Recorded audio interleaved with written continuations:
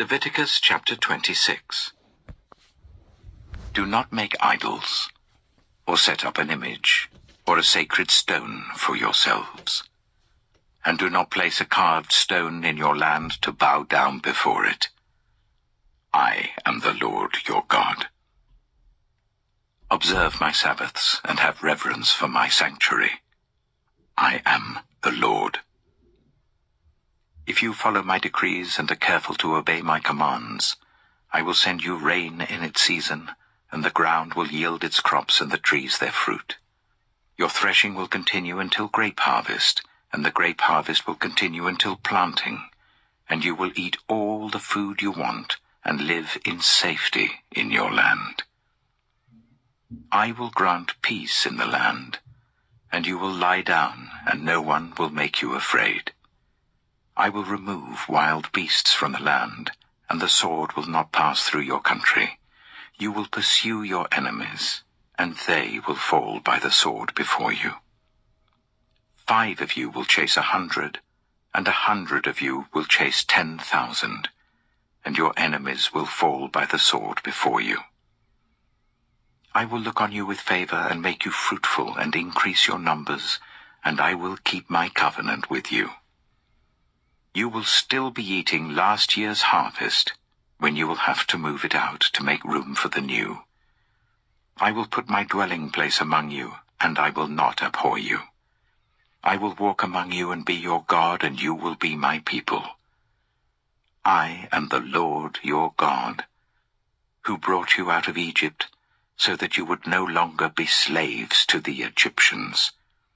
I broke the bars of your yoke, and enabled you to walk with heads held high.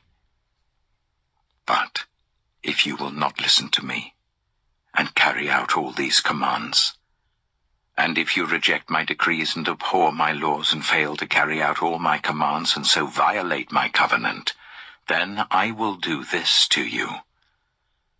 I will bring on you sudden terror, wasting diseases, and fever that will destroy your sight and sap your strength. You will plant seed in vain, because your enemies will eat it.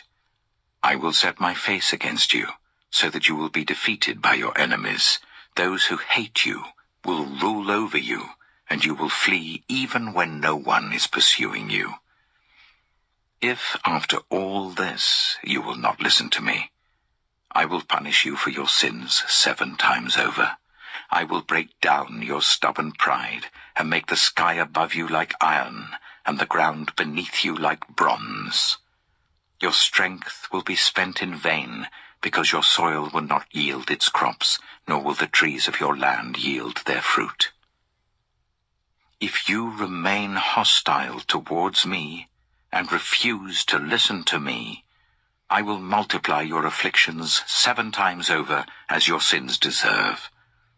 I will send wild animals against you, and they will rob you of your children, destroy your cattle, and make you so few in number that your roads will be deserted.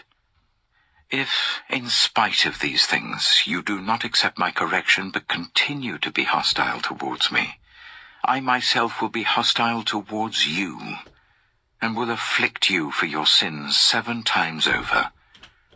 And I will bring the sword on you to avenge the breaking of the covenant. When you withdraw into your cities, I will send a plague among you, and you will be given into enemy hands. When I cut off your supply of bread, 10 women will be able to bake your bread in 1 oven, and they will dole out the bread by weight. You will eat, but you will not be satisfied.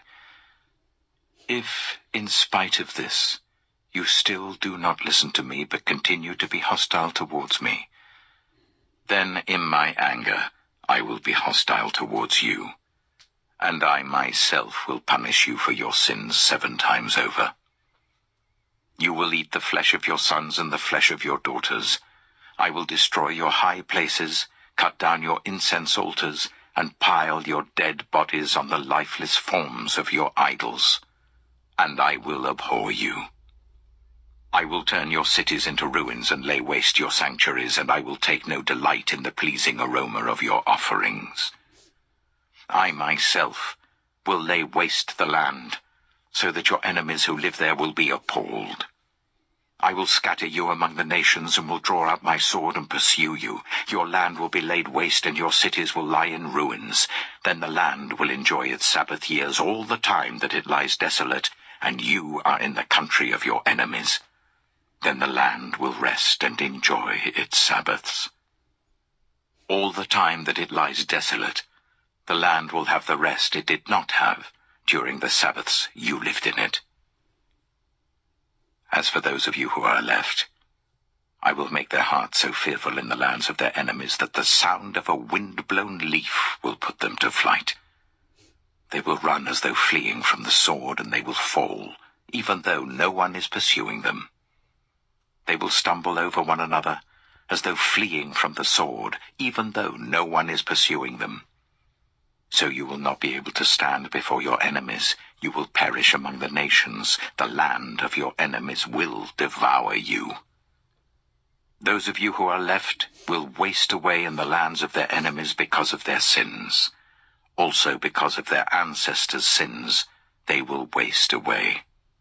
But if they will confess their sins, and the sins of their ancestors, their unfaithfulness and their hostility towards me, which made me hostile towards them, so that I sent them into the land of their enemies, then, when their uncircumcised hearts are humbled, and they pay for their sin, I will remember my covenant with Jacob, and my covenant with Isaac, and my covenant with Abraham, and I will remember the land. For the land will be deserted by them, and will enjoy its Sabbaths while it lies desolate without them. They will pay for their sins because they rejected my laws and abhorred my decrees. Yet, in spite of this, when they are in the land of their enemies, I will not reject them or abhor them, so as to destroy them completely, breaking my covenant with them. I am the Lord their God. But for their sake I will remember the covenant with their ancestors, whom I brought out of Egypt in the sight of the nations to be their God. I am the Lord. These are the decrees, the laws, and the regulations that the Lord established at Mount Sinai between himself and the Israelites through Moses. Leviticus chapter 27.